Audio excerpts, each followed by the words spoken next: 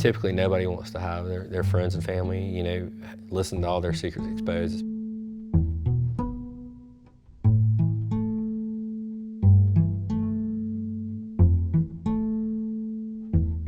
Hi, my name is Bobby Brazell. I'm a person in long-term recovery from opioid use disorder, and I'm an interventionist, and I work with Varitas Health Group with putting together an MAT, medically assisted treatment program. I was in active use for over 20 plus years. I started an IV drug user at the age of 24, and by the age of 44, I'd been in roughly about 12 to 13 treatment facilities over about 20 years.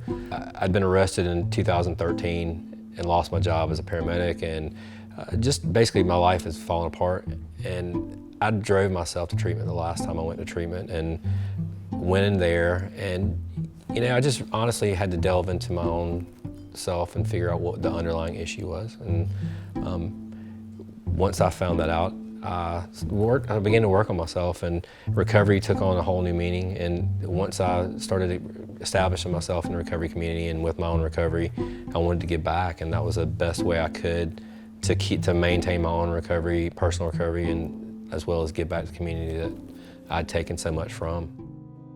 What, in your opinion, is the most important thing about recovery?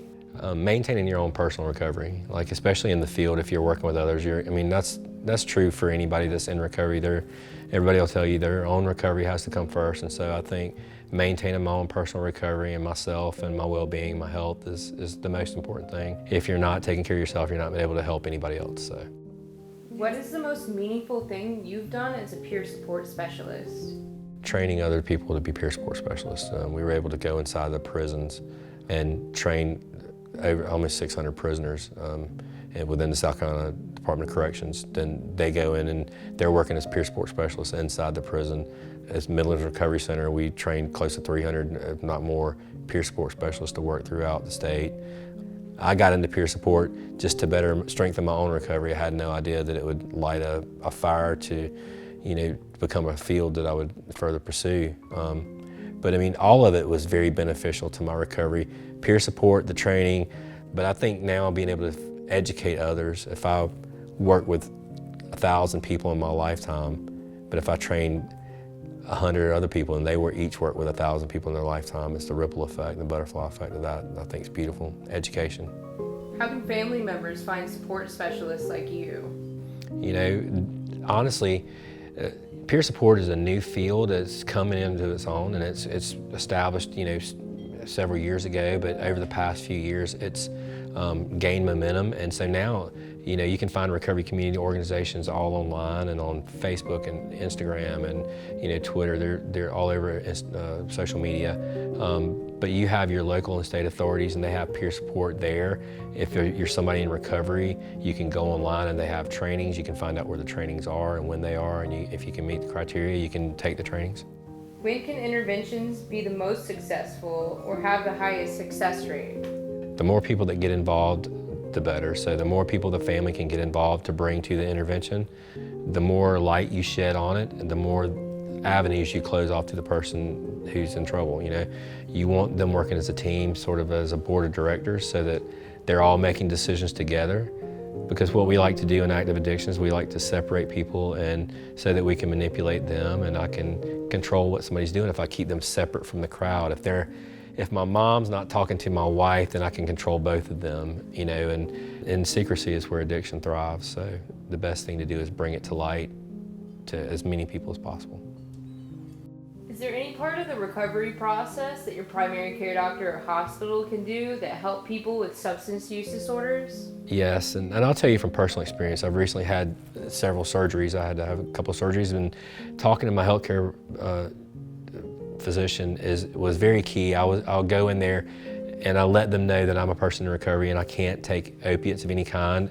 And honestly, even though I go there and it's in my file, it's in my record, and I talk to them, it's something I have to stay on top of. So it's important to have those open conversations, because on the day of surgery, the people that I'd planned with throughout the surgery, none of them were in the room at that time. It was a lot of techs and some of the hospital staff. And if you're not paying attention, before you know it, you've got something in your IV and you're not there. And so I think having an open and honest conversation about that and having everybody involved that you can is beneficial.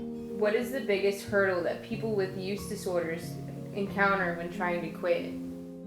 Resources, available resources, or financial ability to pay for treatment, or maintain their housing situation while going into treatment. I mean, honestly, it's hard for a two-person household to maintain in this economy, but if you got one person leaving or one person that's single, it's hard for them to just uproot themselves to go into treatment, because they're battling addiction and they're battling paying their bills and maintaining. So I think that, and having the resources available, and then with opioid use, and it's not even it doesn't even meet medical criteria for inpatient usually, so it's a lot of outpatient.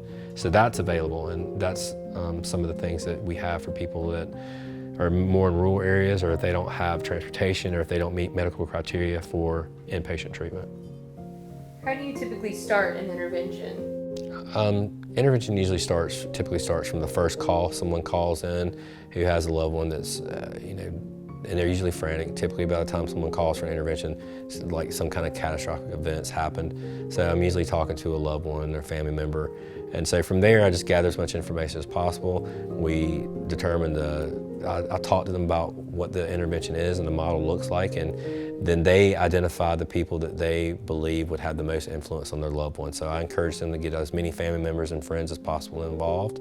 So their job is to get the information to me, who they want to be there, and I want to gather information, what the relationship is between everybody. I want to know what is a good relationship, is it a strained relationship, so that I go in with as much information as possible.